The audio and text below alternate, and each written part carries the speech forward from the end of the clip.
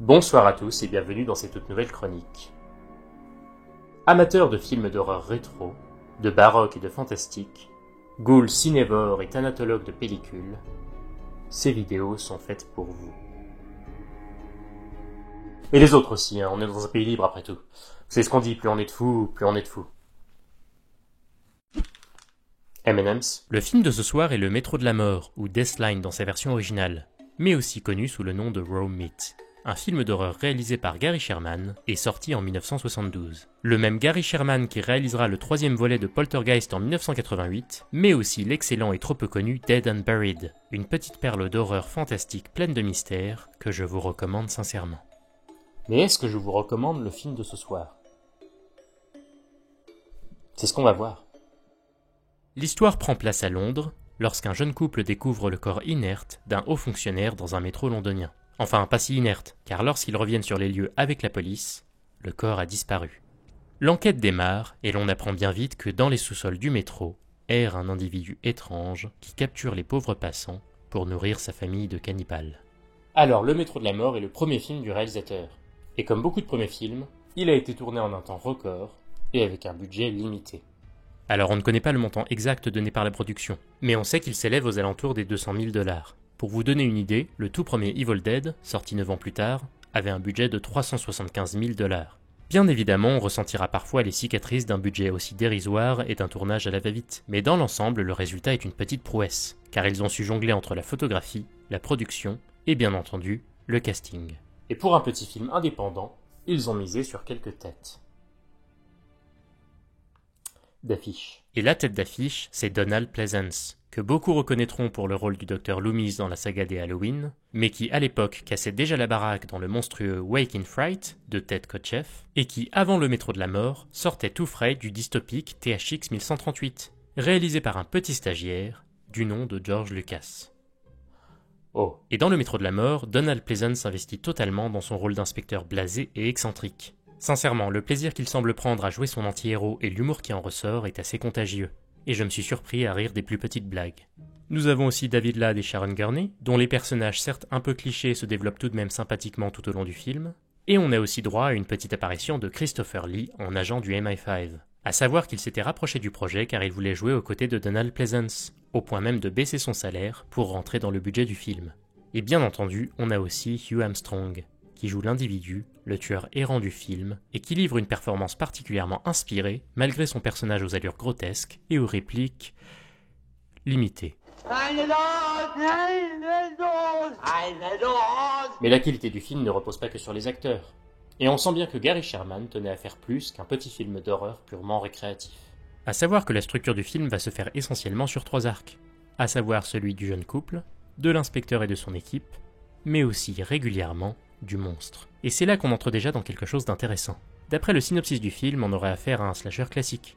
Unité de lieu sordide, les jeunes innocents insouciants, et les policiers chevronnés. Mais malgré son apparat de film de série B, Le Métro de la Mort ne tombe pas dans une telle facilité. Alors, pour ceux qui cherchent un slasher popcorn type Halloween ou Vendredi 13, vous allez être déçus. Alors on a certes quelques séquences types de meurtres grotesques et un monstre parfois maquillé à la truelle, mais ce n'est pas ce qui fait le corps de l'œuvre. Mais alors c'est quoi exactement Le Métro de la Mort ? Eh bien c'est déjà un petit peu de tout. Le film est un mélange de nombreuses petites mises en scène qui touchent du bout des doigts à une variété de genres. On est dans du slasher, du thriller, de la romance, de la comédie, et même une petite critique politique et sociétale, au travers d'un antagoniste qui est à la fois la victime et le résultat d'un système méchamment capitaliste. Et oui, on apprend assez rapidement que l'individu n'est pas un simple psychopathe. Il est né d'une génération d'ouvriers et d'ouvrières du 19e siècle, enterré vivant par un effondrement alors qu'il participait à la construction d'un British Museum, et laissé faute de moyens à survivre dans les sous-sols de Londres en buvant de l'eau croupie et en mangeant les cadavres pourrissants de leurs congénères. Bon, en même temps, ils sont à Londres, donc côté nourriture, ils auraient pu trouver bien pire. On a le droit de le dire, ça ? Et outre l'humour british et pince sans rire délivré par l'inspecteur Calhoun, le personnage du monstre est l'un des éléments les plus marquants du film. Malgré son aspect repoussant et ses actes violents, cet individu est tout au long de l'œuvre fortement humanisé. Là où l'on mettrait dans le même panier les mutants de la colline des yeux et la famille de psychopathes de Massacre à la tronçonneuse, des monstres sans âme, archétypes du mal à l'état pur, on a ici les derniers survivants d'un cataclysme qui n'ont qu'une volonté, survivre. On a un mari désespéré qui cherche à sauver sa femme enceinte et qui va même honorer ses morts avec les bijoux de ses victimes. Donc voilà, c'est un cannibale meurtrier pestiféré, fou, mais bon, c'est pas un monstre. Même cinématographiquement, le film se permet ici et là des effets de mise en scène marquants. Le plus connu est le plan séquence de 7 minutes dans l'antre du tueur, qui sans un mot nous plonge dans une histoire mélangeant horreur indicible, tragédie et mystère.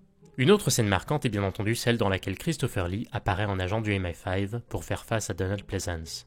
Une scène de confrontation en champ contre champ frontal, avec les acteurs se défiant au travers de la caméra, plaçant le spectateur au milieu du champ de bataille, et où les cadres de plus en plus élargis sur Pleasence et resserrés sur Lee nous indiquent qui gagne la bataille. Et même dans la partie purement horreur, on a des effets de style, tels que les transitions chocs, où l'on alterne parfois crûment du calme mondain à une horreur plus directe, ou encore le travail sonore très appuyé qui alourdit l'atmosphère. Et quand je dis alourdi, ce n'est pas un euphémisme.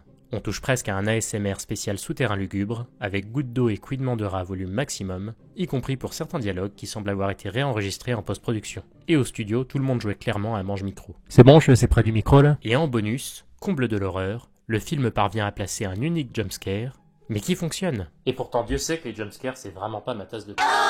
Quoi qu'il en soit, ces effets de style fonctionnent, car le film sort du mondain et parvient à créer une ambiance sombre et sordide, fortement teintée d'un mélange étrange de répulsion et de mélancolie. Sans être un chef-d'œuvre, il parvient à être efficace dans tout ce qu'il cherche à accomplir. Enfin, presque tout. Ok, s'il y a une chose qui ne fonctionne pas, ce sont les scènes de meurtre. C'est le bordel, la caméra est aux fraises, la musique est grotesque, les cascades peu crédibles, et le son sature à vous crever les tympans. Et c'est sûrement pour ça qu'il n'y a que 2 séquences de ce type dans le film. En même temps, on sent que ce n'est pas le genre d'histoire à reposer sur les séquences violentes. On est vraiment dans un film d'atmosphère et de tension qui infuse. Le reste du temps, le rythme est très tranquille, sans qu'on tombe dans l'ennui car il se passe toujours quelque chose, et aucune scène ne semble superflue. Dans l'ensemble, même si on ne parle pas d'une œuvre d'horreur révolutionnaire, on sent le film fait avec beaucoup d'amour, d'un réalisateur avec peu de budget, mais avec un script soigneusement travaillé, et des efforts sincères pour parvenir à offrir au spectateur une œuvre sombre et fascinante. Pourtant, dans l'aspect général, on semble vraiment être dans un film d'horreur que beaucoup vont voir pour les meurtres, les monstres, et certainement pas pour le jeu d'acteur ou les messages sous-jacents. Mais Le Métro de la Mort se rapproche parfois bien plus d'un petit film de cinéma d'art et d'essai, sans pour autant perdre de son crédit horrifique. Et c'est pourquoi je vous encourage à regarder Le Métro de la Mort. Sur ce, bonne soirée, bonne séance, et attention aux portes.